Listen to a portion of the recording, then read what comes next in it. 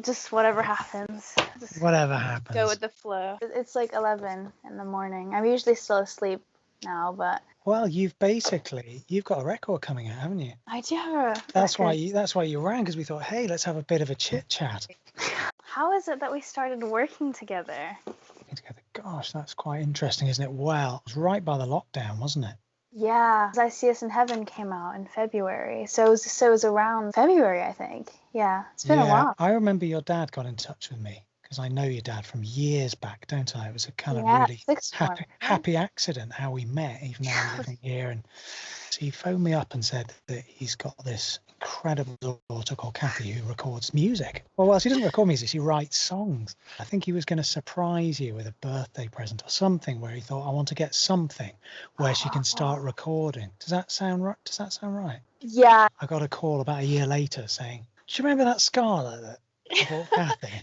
She's been really busy. And I thought, wow, God, that sounds great.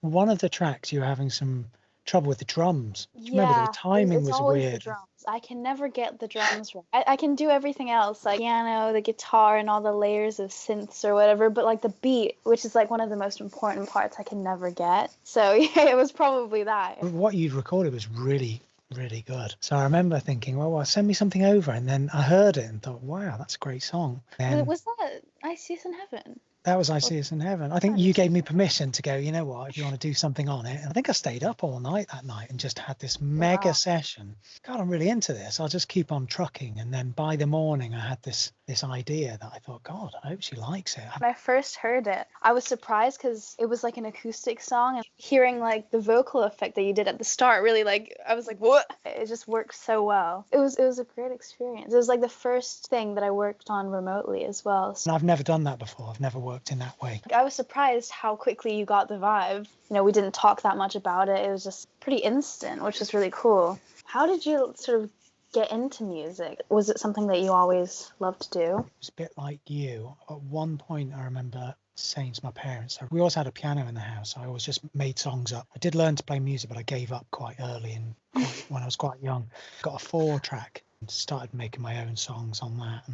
But it was amazing. That's so cool. I feel so authentic and like honestly, real. I couldn't believe you even layer stuff.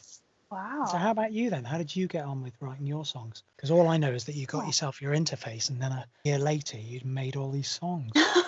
It felt pretty natural. Like when I was 8 or 9, actually, I started writing songs and like actually writing them down. And they were all terrible. I like worshipped Taylor Swift as well. She was like my biggest idol, and so I watched all her documentaries and I thought, yeah, I'm gonna be Taylor Swift when I'm older. Also, like I was forced to play instruments. I did piano for a bit, I did violin for a bit, I did like recorder, the accordion, I did all of those, but I pretty much quit doing all of them when I was 8 or 9. I started harp when I was 6 and my mom didn't let me quit that. And I'm really glad she didn't, because I love it now. Yeah, I've seen you playing it on the World Wide Web. It's amazing. And you've put some of those bits in some of the tracks as well. We've had still in there. Yeah, and I See Us in Heaven. I try to include it as much as possible in my music, just to have that sort of extra little bit. But yeah, I'm so glad I didn't. Mom didn't let me drop it, because it's such a beautiful instrument. I didn't start guitar until I was 9 or 10 anyway, but that really helped with songwriting. I think if you want to be a songwriter, it's really difficult if you don't play an instrument. It's way easier to have that sort of musical knowledge there. But yeah. Yeah, you've written some great songs on the guitar. I think I'm pretty bad at the guitar. I've never really played it that much. But, you know, I can play a few chords here and there. And I suppose what you can do is what you can do. Yeah, and what you did, what I was really impressed with when you sent me those songs is you just basically just thought, I'm going to make some songs, and you did. And you got yourself GarageBand, and you got yourself an interface, and you got yourself a mic, and just wrote some great stuff. And sometimes we can really overcomplicate things, I think, in the process, and where it's supposed to go and how we're going to sell it. And yeah, just at the end of the day, like, music is just something fun. Writing songs is just, I guess it's just like therapeutic, you know? Writing down everything you think and all your emotions, relieving a burden. So I think it's just something I love to do. I never really even thought about, how are we going to sell it? How are we going to promote it? It's more like I'm just writing songs for the fun of it, and I love doing it. So tell me a bit about your studio setup. The room's kind of great room, but it sounded a bit echoey, so I had to basically treat it and put all this sort of acoustic treatment around it. So it's quite sort of... What are those? Are those like sound panels, or Yeah. my room is just a bedroom, so every time I record vocals you can hear the birds outside, you can like hear my brother playing the harp downstairs. It's like Motown when all the mics overspilled into stuff. It just must create Yeah, the extra vibe you've been going for. I guess, yeah. Green Screen began with one of your backing tracks, so how did you feel when you first heard what I did with it? Wow, that's a great question. Do you know what? I thought it was amazing. I'm not just saying that. When you just picked that track, I thought, wow, it'd be really interesting to see what you did with it. But I knew it would be great because everything we've done so far, I've just really liked what you did, what you've done. But I had no expectation of what you'd do. But I was actually really impressed. I had like a middle 8 section and you chopped it up a little bit. And you turned that into the chorus. It wasn't the chorus in my track. I had these kind of like bridges that kind of were a chorus. A bit like your track, I See Us in Heaven. We were talking about you haven't really got a chorus in that track. It's a really interesting way of writing. When you put your vocals on, it was really quite a very interesting way of approaching it. And I was really impressed with it. Every time I listen to like a backing track that I want to write a song on, I record a voice memo, just completely improvised the first time I listen to it. And most of Green Screen is actually improvised. I can send it to you actually. That'd be amazing. When I listen back to the first demo I ever did, most of the things are the same, like the verse and the chorus. The other 2 tracks, when we were talking about how we produced that track, they were a little bit more lo-fi in a way. You were saying about the production on I See Us in Heaven, I didn't try and make that sound too shiny, too hi-fi, too posh. I made those beats quite crunchy, a little bit kind of, it wasn't slick. I kind of thought it had a nice vibe where I thought, you know what, this doesn't have to sound like it's too pop. Whereas this track, I mean, the vocal you sent me, all 88 of them. The vocals. The harmonies. They were really well recorded and just sounded great. I mean, I didn't touch them much. No, I was really pleased with it. Honestly, I think you did an amazing job. Oh, thank you. Oh, okay.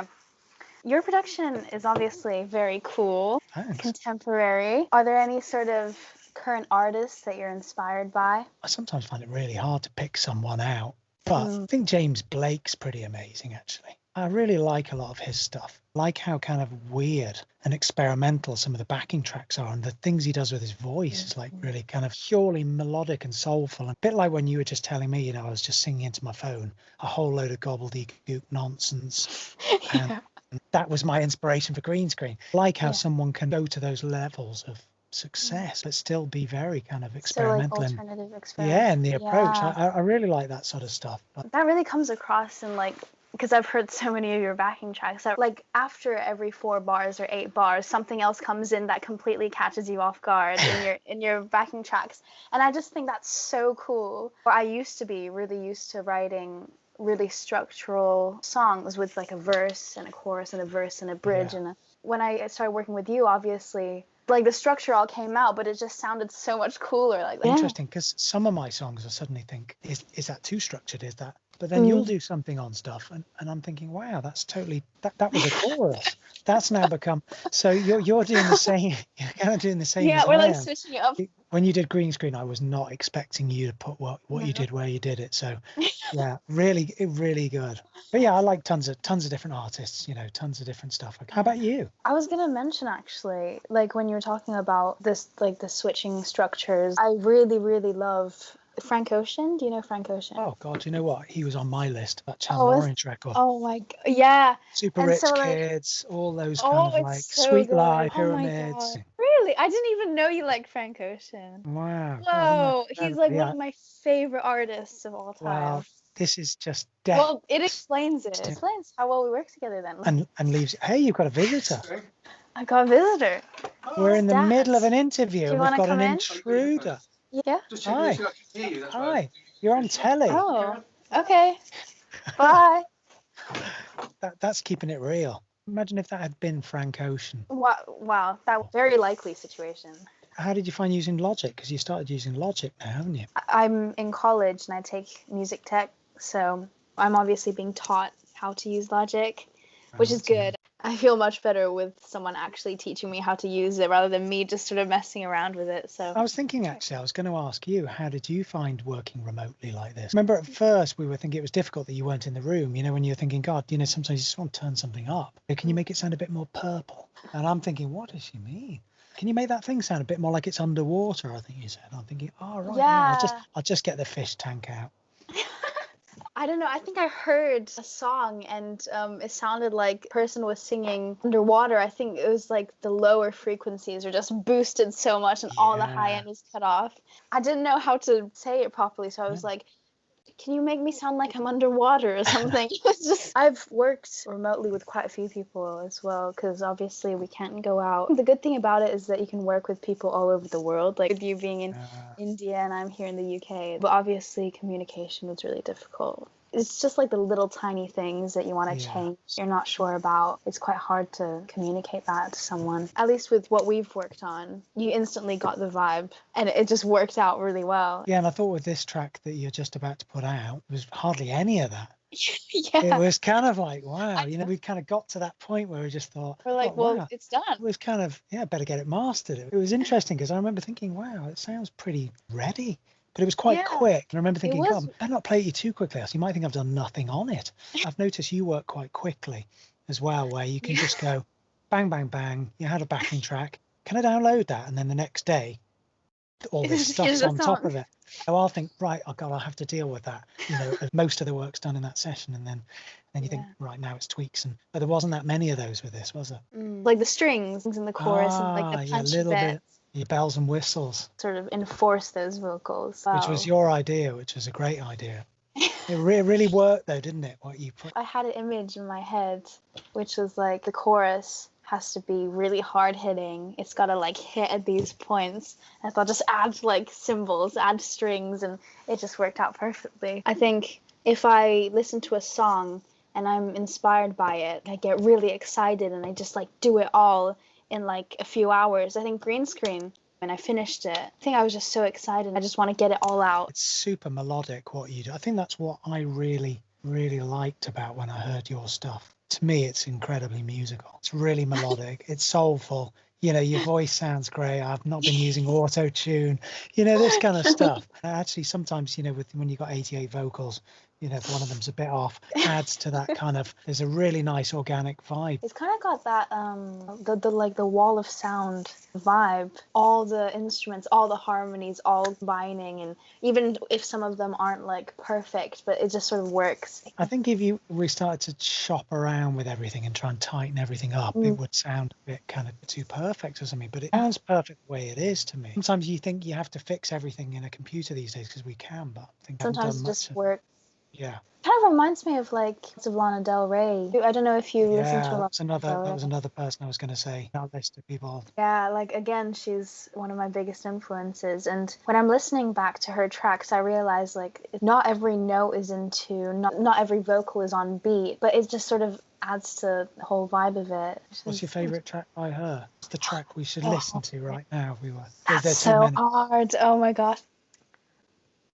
Yeah, Black Beauty is really good. Yeah. I really like Honeymoon because that's just so beautiful. It's got so many lovely harmonies, and I can sort of hear that in especially in I See Us in Heaven even more. Do you listen to like a certain genre of music? There's nothing I wouldn't listen to really. Music's just it's hard to describe, isn't it? I think Frank Zappa once said, writing about music's like dancing about architecture. You just can't do it. It is what it is. Or that's actually really relatable because people are often asking, so what are your songs about? And it's really hard to describe in words because obviously that's what the song's for. Like the song tells you what it is. And exactly. And if you gave it to 10 people, they'd all come back with different words. And in a way, they're all right. I think it just depends on the listener. Whatever they think the song's about, that's what it's about for them. Music is more personal that way. The song pretty much tells you what it is, I suppose. That's kind of cool. Yeah, well, good luck. Well, you don't need good luck. It is what it is. Enjoy. Yeah. Well, it's going to be a great single release for you, and I'm really looking forward to it. And we're working on new things as well. We are. In fact, I've got something right here on my big screen. Do you actually? Well, I look forward to hearing that. Yeah, I won't play anything now. Top secret. I mean, you can. I can just cut it out. Oh, yeah, you could do, couldn't you?